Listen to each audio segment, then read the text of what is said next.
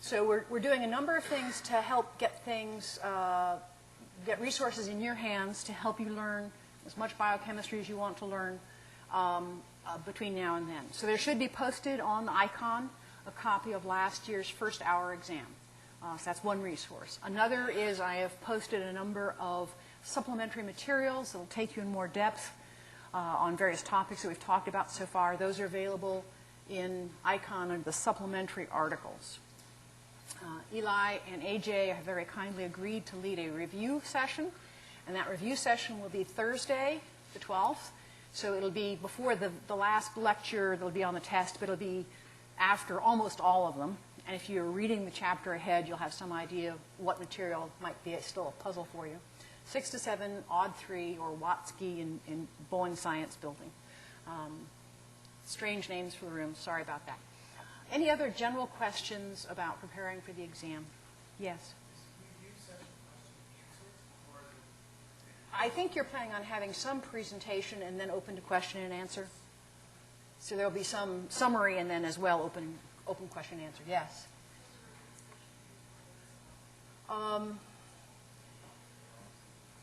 If it's in Watsky, probably not. We can try to have it recorded, but the recorder is set up here, and it may not be possible to get it to set up there. So if you want to get to the review session, the safest way is to get to the review session.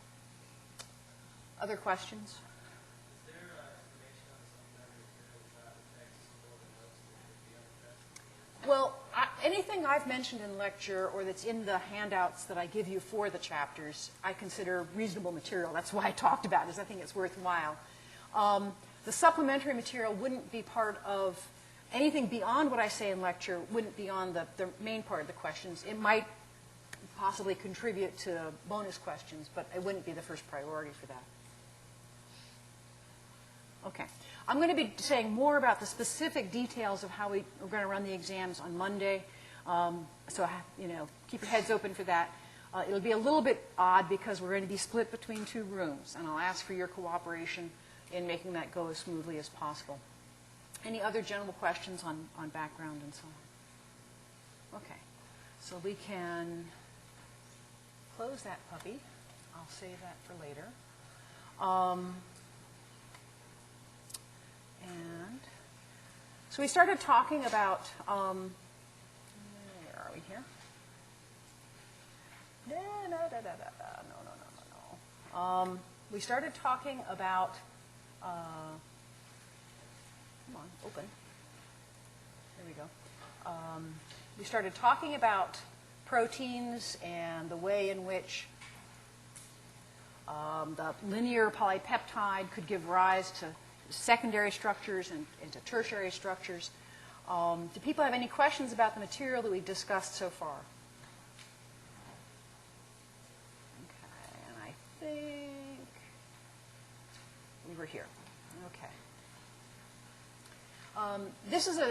These diagrams are not in your textbook. These are did I trash something? Oops. Oh dear.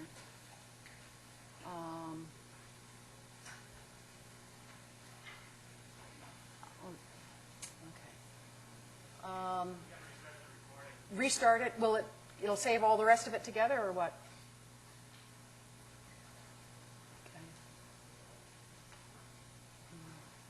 Okay. It's okay now? All right. Hopefully that'll be okay. All right. So we'll go back to here. There's a tendency to talk about things as being hydrophobic or hydrophilic as if it's a binary, black and white, utterly and completely separate different things. And one of the principal things I'd like you to take away from these scales is showing you that there are degrees of hydrophobicity and hydrophilicity. And you can see, I think, looking at this, that there are some things which should not surprise anybody as being very strongly hydrophilic. So here's the charged amino acids, aspartate and glutamate and lysine and arginine, histidine. And these guys, especially the ones that are carrying full negative charges, are very hydrophilic. They tend very much not to sort into octanol, octanol being a fairly nonpolar solvent. Whereas the three most hydrophobic ones here are these three aromatic ones. You've got tryptophan, you've got phenylalanine, you've got tyrosine that are very strongly hydrophobic. But the other ones are more of a little bit of a shading. There's some sort of flavors of gray, if you like.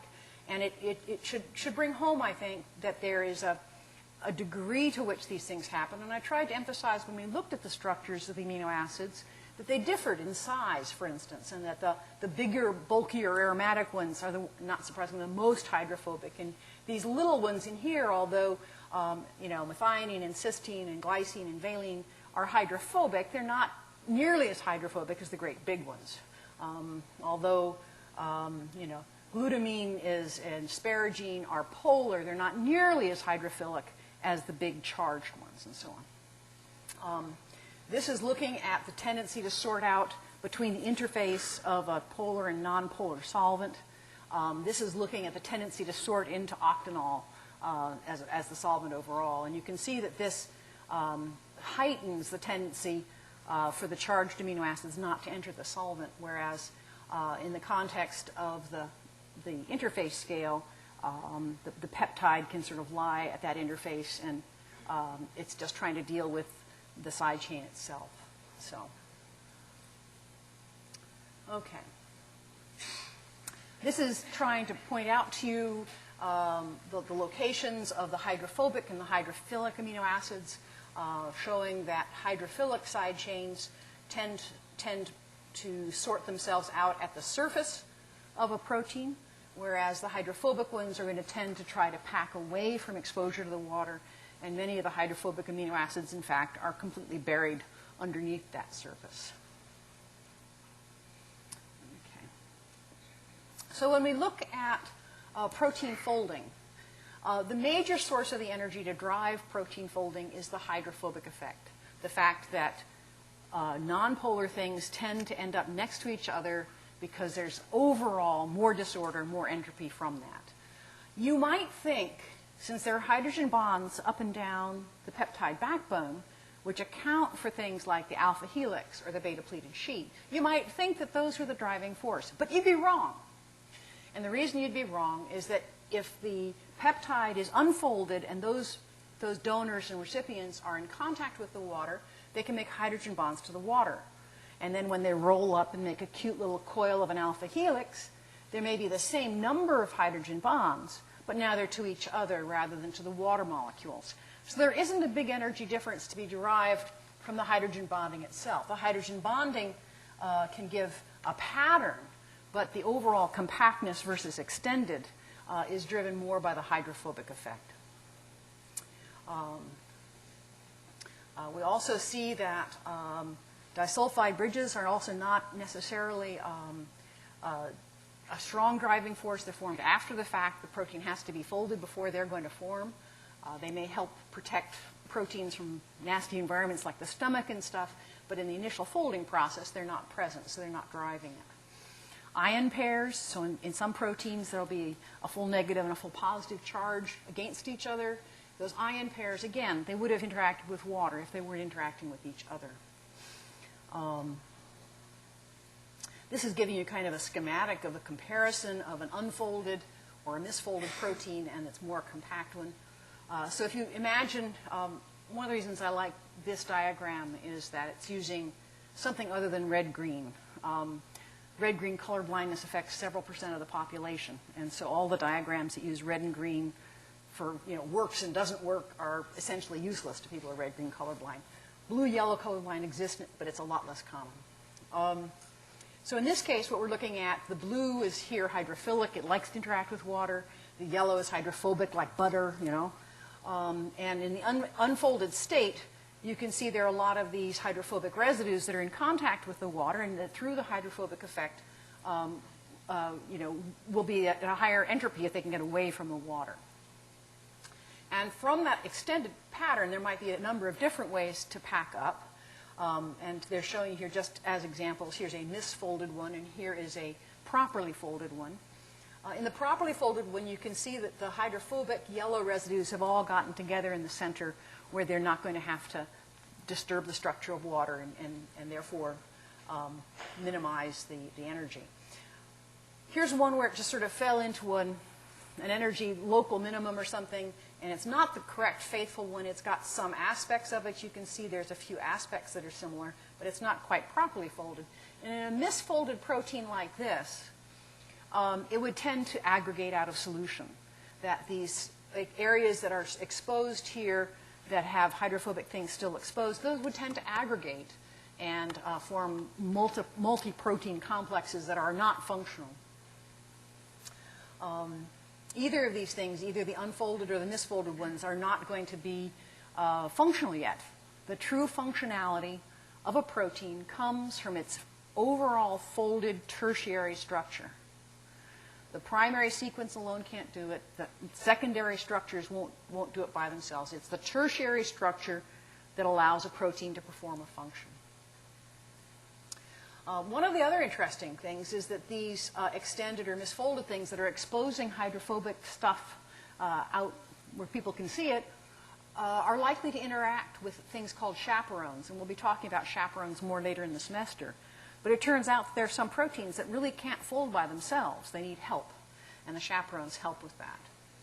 Whereas once they've reached its compact state like this, that's more likely to be stable. It won't be as likely to be degraded by proteases, and it's more likely to be soluble and to be able to perform the function.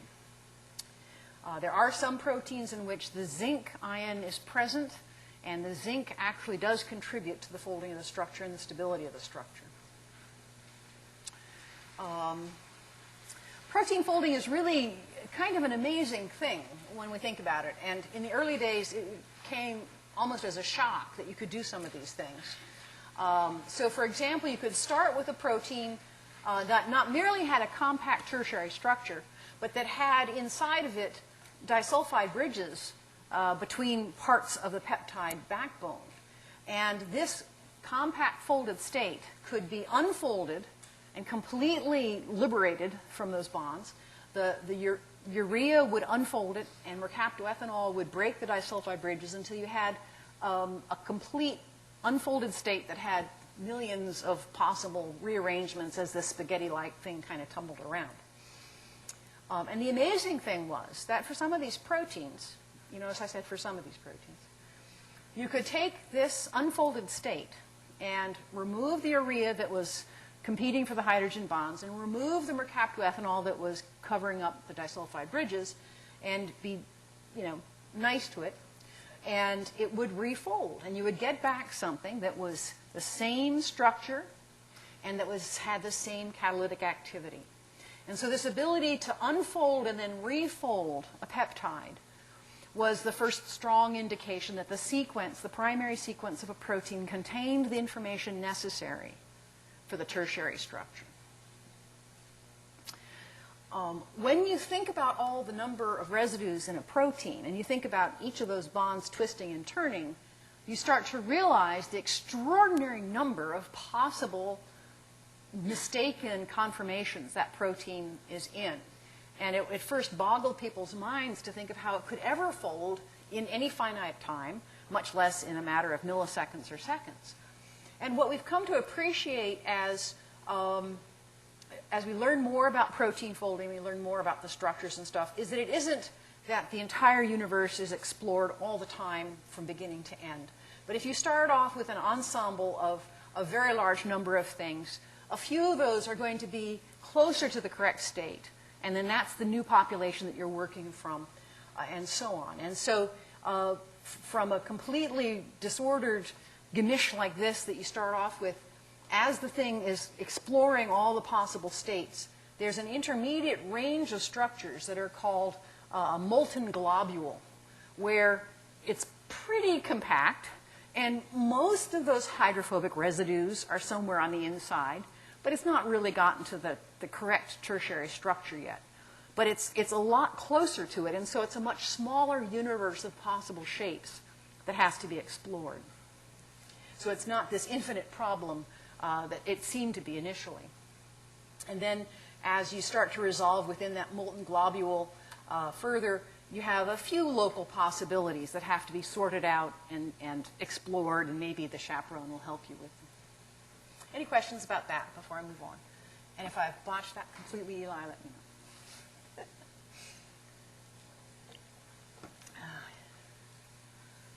His lab does things like look at the actual angstrom displacement of things, so he knows this in quite a lot of detail.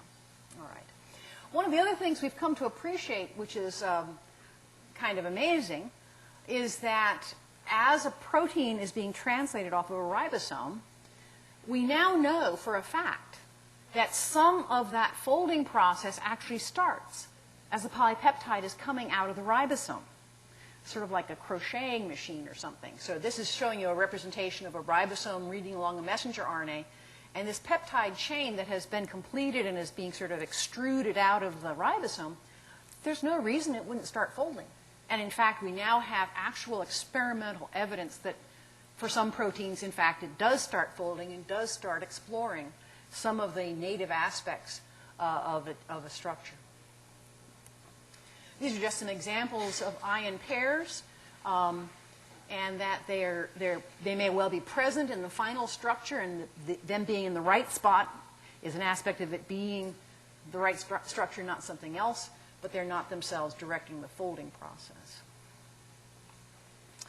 Here's an example of some disulfide bridges, which they've cleverly put into yellow for sulfur. And these are especially common outside of cells. Most of the proteins inside the cell do not have disulfide bridges. It's more of a characteristic of extracellular proteins. And it's possible that that reflects the fact that outside the cell is a tougher place to live than inside the cell. Zinc fingers are a particular kind of local secondary structure, if you like, where the zinc ion is sitting in the middle of a domain. And it sits there in a particular oxidation state. It's not going to become oxidized or reduced while it's there. It just stays in there.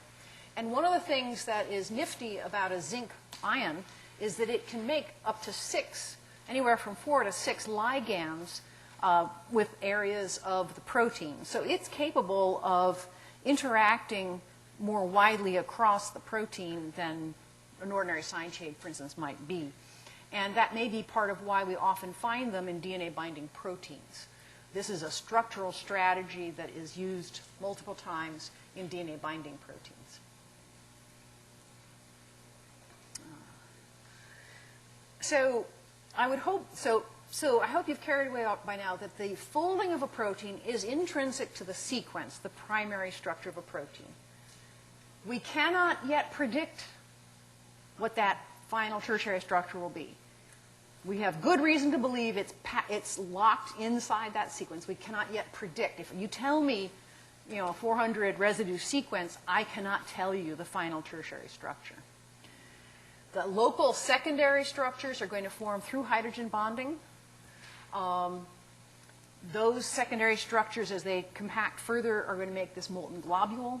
And then there's tweaking and turning of the side chains to reach to the tertiary structure.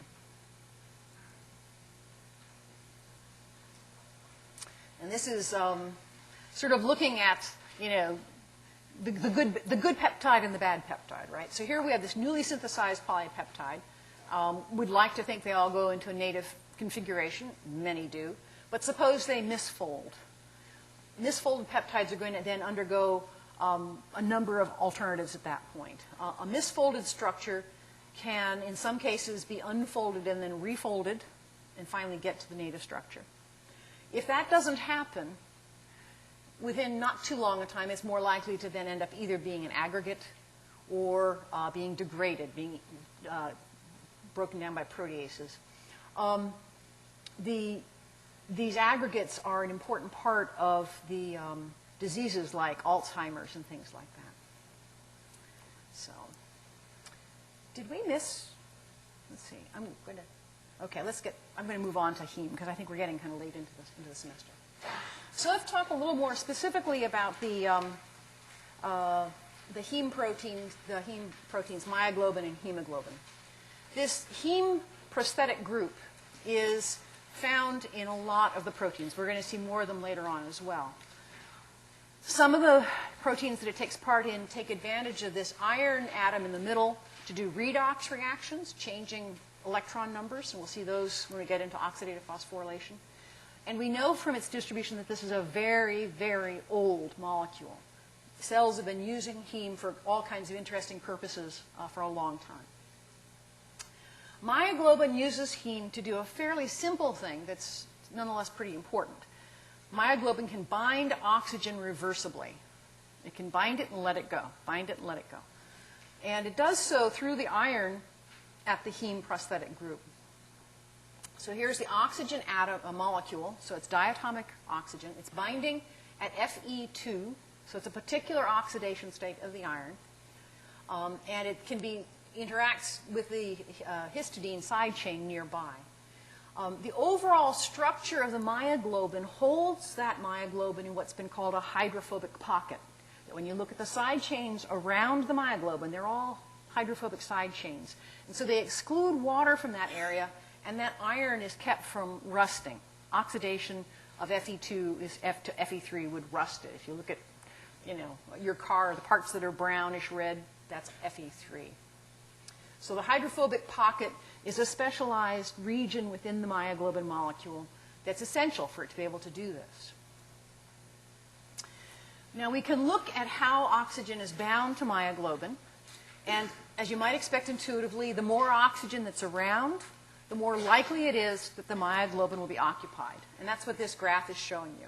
As we raise the concentration of oxygen, the partial pressure of oxygen, TORs here, as we raise the concentration of oxygen, we're going to change saturation. Y is the fraction of the molecule that is saturated. And we can talk about a concentration of oxygen at which 50% of the myoglobin molecule is saturated. So again, with this business of half the site saturated. So we have a number, the P50 for myoglobin is 2.8 torr. It doesn't take much oxygen to half saturate a myoglobin molecule. That's going to turn out to be important for its role in sort of the oxygen economy of muscles. Hemoglobin is a little more complicated. Myoglobin is a single polypeptide. It has primary, secondary, tertiary structure. It can bind oxygen reversibly. Hemoglobin is a heterotetramer. That is, there are 4 polypeptides, and they're 2 each of 2 different ones. If it was all the same, it would be a homotetramer, but it's a heterotetramer. Now, the kinds of forces that can hold the subunits together are very similar to the kinds of forces that hold tertiary structures together. In general, when you see a protein that has quaternary structure, it's made up of multiple polypeptides, it's likely to have symmetry of one kind or another. So you can just see here some examples of, here's one with a trimer. These are, I don't know quite how many different subunits these guys have, but you can see they tend to have either mirror symmetry or rotational symmetry and so on. Having quaternary structure buys you a couple of different things. One, it's a way to get bigger. In general, things with quaternary structure are bigger than things with just tertiary structure. But it's also fairly common, not universal, but fairly common for quaternary structure to be associated with regulation. That having multiple subunits is part of the molecular machinery that allows a molecule to read the environment in one way or another and do different things under different circumstances. When we compare myoglobin and hemoglobin, they're both of them members of a family called globins, no surprise. And when we look at the globins, we can see something about the evolution of those molecules. All globin proteins are going to contain a heme molecule. They all have this hydrophobic pocket of hydrophobic chains that kind of keeps it from rusting. So you can see here the hydrophobic pocket like that, right? Hydrophobic pocket right around the heme group, the heme prosthetic group. In all the globins, there's a histidine on the F helix at the 8th position that can coordinate to the iron 2 that's sort of holding on to it from behind. And then on the 7 helix, there's a hydrogen bond from the histidine to the oxygen. So these 2 histidines are able to play a key role at holding on to the hemoglobin, heme group, and holding on to the oxygen. This is a superposition of 3 of these globins, of myoglobin and alpha globin, or alpha hemoglobin and beta hemoglobin. And you can see that the tertiary structure of these 3 is very, very similar. You can see how much you can overlay the alpha helix here, the alpha helices here, and so on. So the tertiary structures of all these globins is quite similar, which you'd think it would have to be to create that hydrophobic pocket, to put those hemes in the right place, and so on. Strikingly, their primary structure is quite different. Primary sequence is only 18% identical. So you can have this similar, a tertiary structure with very different primary sequence. And when we look at the different residues through here and the different places where there have been changes, we can say for any given residue, comparing across all the globins, either it's invariant, like the histidines, for example. If it's invariant, it's there in every one of them. It may be conserved, so there might be a valine or a leucine. There might be an asparagine or a glutamine. So in a conserved substitution, the general properties are similar, but there is some difference, some small difference between them, small difference in size and so on. Or it might be a position in which lots of things can occur, that you can find any of 18 different amino acids there, or even more, depending on the kind of domain we're talking about. So there's looking across this primary sequence, we can learn things by looking at whether the residues are invariant, conserved, or variable. And when you, for instance, look at some examples of that, you can then deduce that how these proteins evolved over time and how they're related to each other. And so if you look in here, here's, we're again comparing myoglobin, hemoglobin alpha, and hemoglobin beta. They're showing you the different helices, the A helix, the B helix, and so on. And you can see here's a leucine that's conserved among all of them. Here's a string of 4 residues that's conserved among all of them. So those are ones that are invariant across them. And then you can see some others which are being conserved between the hemoglobins. They're different than the myoglobins, but they seem to be important for hemoglobin structure. And then you can see some others where it can be any amino acid or even nothing at all. Here's a gap where that hemoglobin actually has fewer residues than the other ones. So these places where the amino acids have been kept the same are usually clues to what the overall structure is and how it forms. They're usually limits of what can or can't be changed. We looked a little bit at how myoglobin interacts with oxygen. Hemoglobin is more complicated, and that's one of the reasons it can do what it needs to do. Hemoglobin is a tetramer. I mentioned tetramers tend to go along with coordinated or regulated behavior. And this graph shows you the contrast in the behavior of the 2 different molecules. So this dotted curve here is the myoglobin curve, showing you here the P50 of a few tors up in there.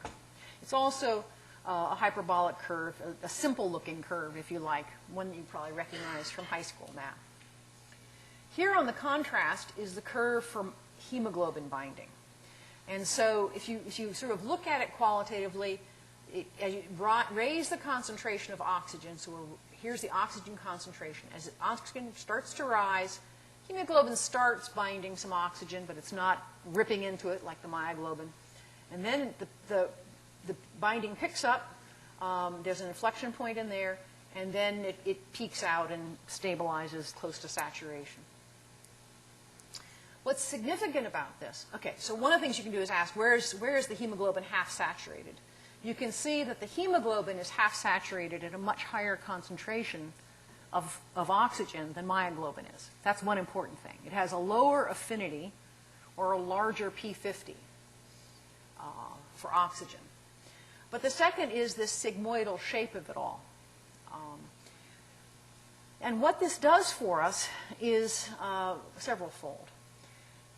In the lungs, where there's an abundant concentration of oxygen, the hemoglobin can be fully saturated with oxygen. Hemoglobin, of course, is inside red blood cells. It's not traveling as a free protein. It's in the red blood cells. And the oxygen in the lungs will completely saturate that hemoglobin so it's all occupied. It circulates through your bloodstream and moves on down, and now it's down out into the tissues. Well, the concentration of oxygen in the tissues is quite a bit lower. And the reason this blue band is so wide is because the oxygen concentration in the tissues will vary with what you're doing. If you're running fast, you're going to be using up your oxygen. The concentration of oxygen will be lower. If you're just lolling around watching the football game on TV, oxygen concentration will probably be higher. And so what you see in here is that the lower the concentration of oxygen in the tissues, the more completely the hemoglobin releases the oxygen that it's carrying. The myoglobin is fairly well saturated, but you can get almost a twofold difference in the extent to which the hemoglobin dumps its oxygen and unloads it into the tissues. And as it unloads it into the tissues, the myoglobin picks it up and is making it available for the uses of the cell. So the myoglobin is acting kind of like a buffer of oxygen, temporary storage between the bloodstream and whatever the cell is going to use it for. Questions about this before we go on? Okay. All right. Now that's a very cute trick. How does hemoglobin pull it off? Well, it actually changes shape. And this is one diagram of what some of those changes look like.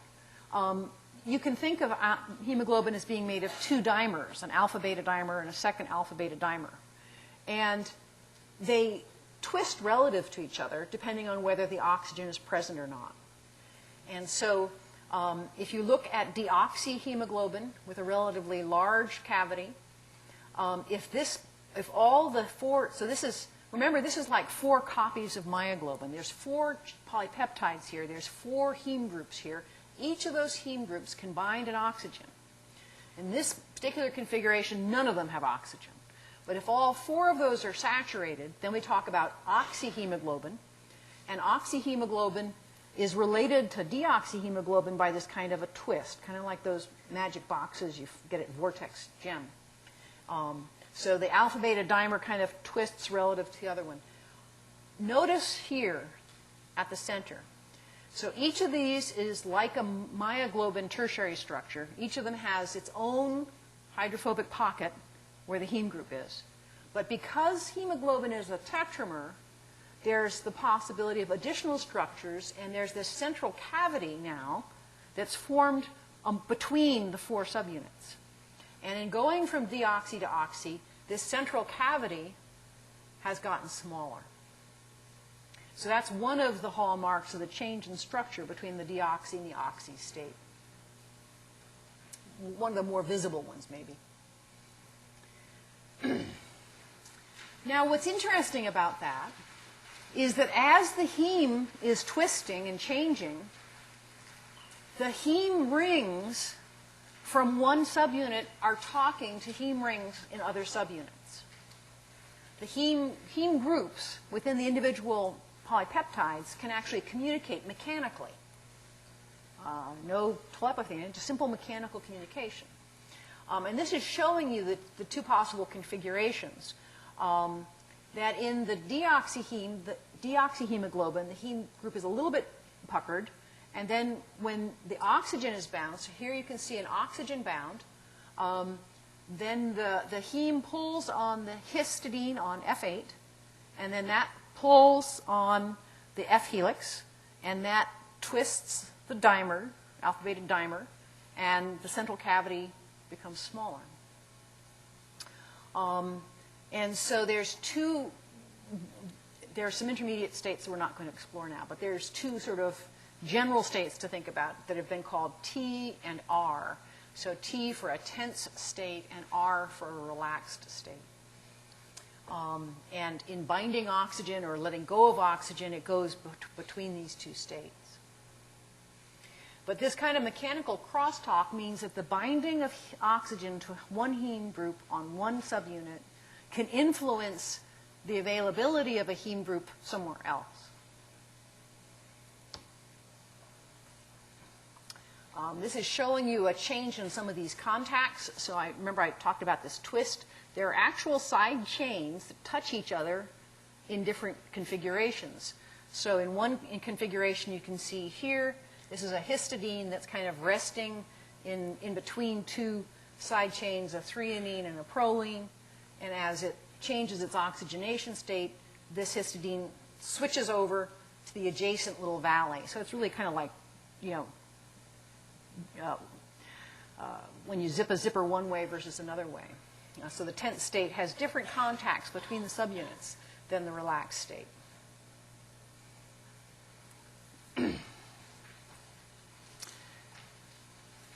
Just to get a little bit more complicated and to increase the utility of hemoglobin, the oxygen affinity of hemoglobin is also influenced by protons.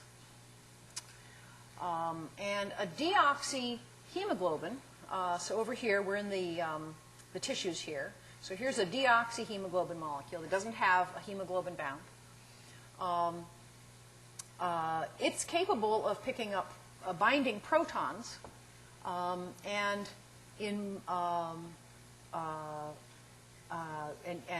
carrying that with them as they're making their motions out from the tissues to the lungs. And this binding is to some extent either or. In other words, that when you have an oxyhemoglobin, if it's going to bind a proton, that's going to stimulate it to have released that oxygen molecule. So the hemoglobin is acting to carry oxygen from the lungs to the tissues, but it's also acting to carry protons back out to the lungs. Now you think about your muscles when they're working hard, they can generate lactic acid and other acids. They're going to generate carbon dioxide from oxidative phosphorylation. And so the proton that hemoglobin picked up is because the carbon dioxide that was produced by the energy-producing processes in the lungs, and the legs rather, or the limbs, the periphery, if that carbon dioxide became hydrated into carbonic acid, the carbonic acid lost a proton that was picked up by the hemoglobin. The bicarbonate itself comes along in the bloodstream. You get to the lungs, and in the lungs there's lots of oxygen, so the oxygen knocks the protons off of the hemoglobin. The protons are now available to rebind to the bicarbonate ion and can break back down into carbon dioxide. So the hemoglobin is doing a second thing. It's helping to get the acid, the protons of the acid out. It's also helping to get the actual carbon dioxide out because it's carrying the protons it'll need to reform it in the periphery. So what this means is that the affinity of hemoglobin for oxygen will be affected by the pH of its environment. And that will enhance its ability to serve as a good carrier of oxygen to the places that need it. I think the next graph shows this as an affinity curve. The difference in these different curves, the fact that the different hemoglobins are showing different behavior at different pHs, is called the Bohr effect. And so in the most acid conditions, 6.8 is the most acid of these conditions. It has the highest concentration of protons. It's going to have the most protons to bump oxygen off with. It has the lowest oxygen binding out at the periphery. It has the largest P50. It has the lowest affinity for oxygen. Excuse me. When if you compare a rather alkaline pH here, you can see that the curve of the hemoglobin now is resembling myoglobin more closely, and it's not going to dump off as much of its oxygen in the periphery, and so it's not going to carry carbon dioxide out to the lungs, and it'll stay behind and help to restore the pH of the periphery. So, any questions about that before we go on?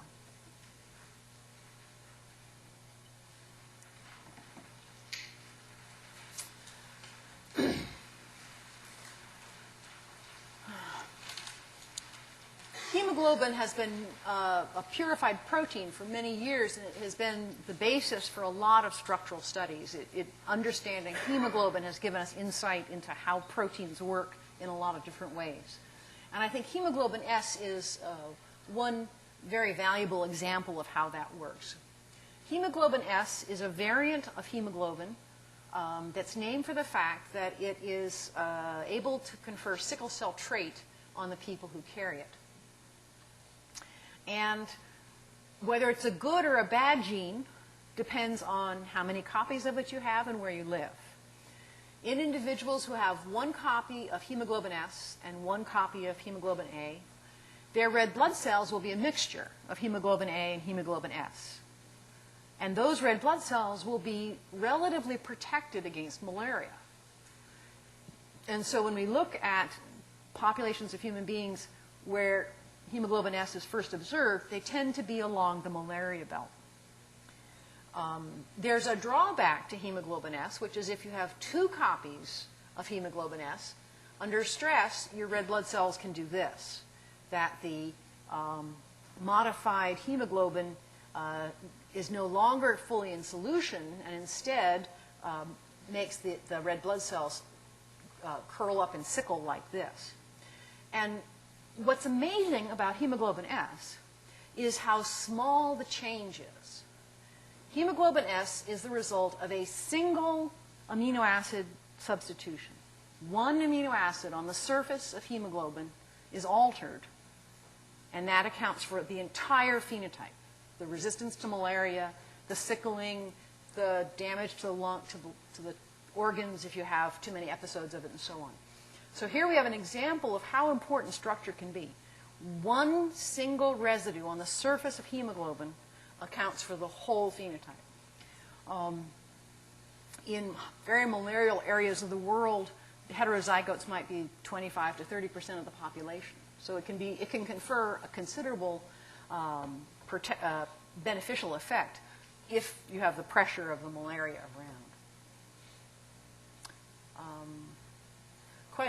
Questions about, any other questions about hemoglobin S? Okay, let's move on then. Another aspect of regulation has to do with that cavity, that pocket in the middle that I tried to draw your attention to in deoxyhemoglobin. Remember that deoxyhemoglobin has a larger hole there and oxyhemoglobin has a smaller hole. In that central cavity, there can be bound a small molecule called bisphosphoglycerate, or BPG.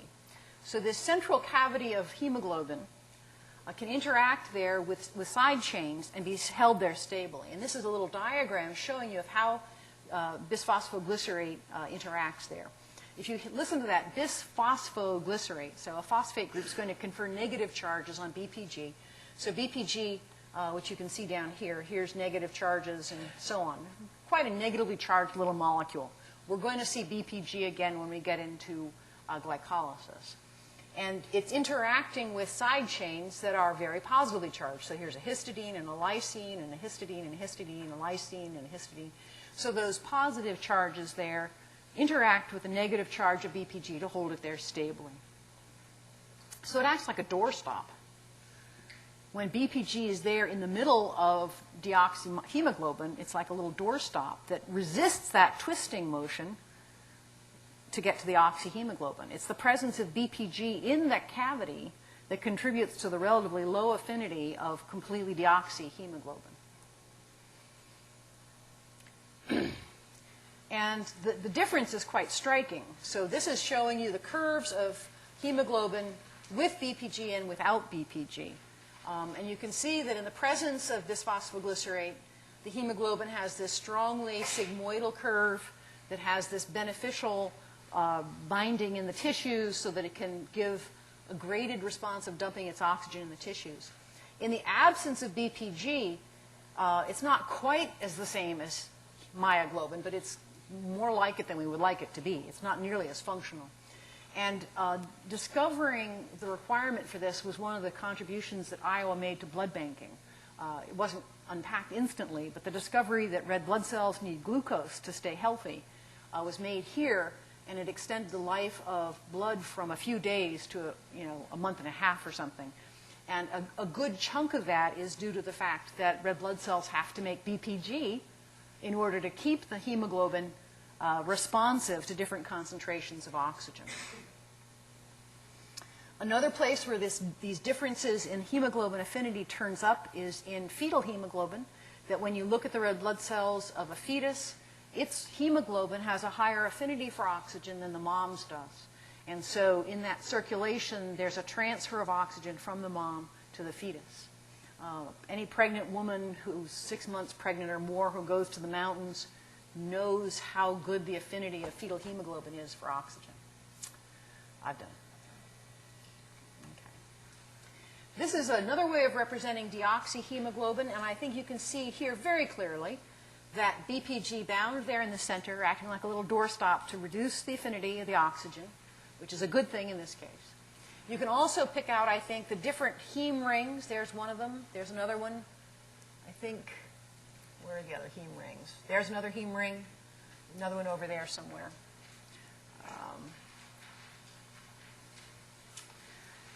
Another way of looking at proteins that makes it a little easier to see kind of the large-scale features is sometimes called a sausage diagram. And here you can see, again, that there's 4 subunits to a hemoglobin molecule.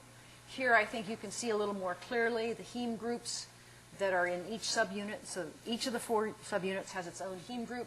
Each of them has its own hydrophobic pocket. And then here in the center is that BPG pocket that can modulate the affinity for oxygen. This representation is just trying to get across to you this notion of hemoglobin as a dimer of dimers, that an alpha-beta dimer rotates as a pair over the other dimer.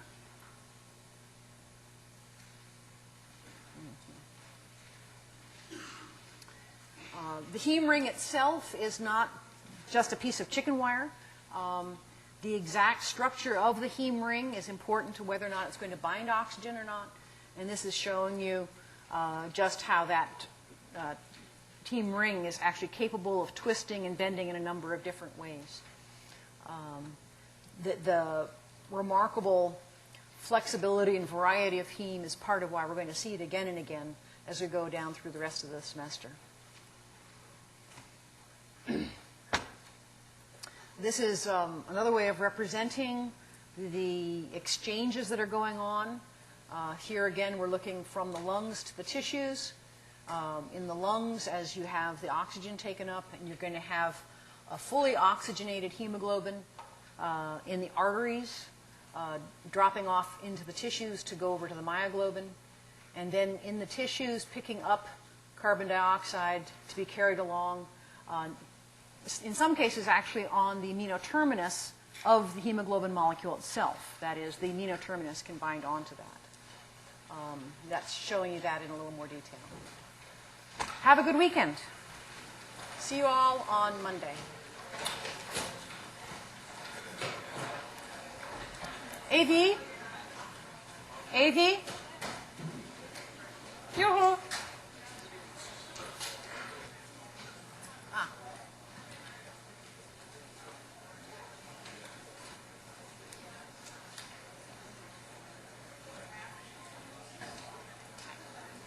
Sorry.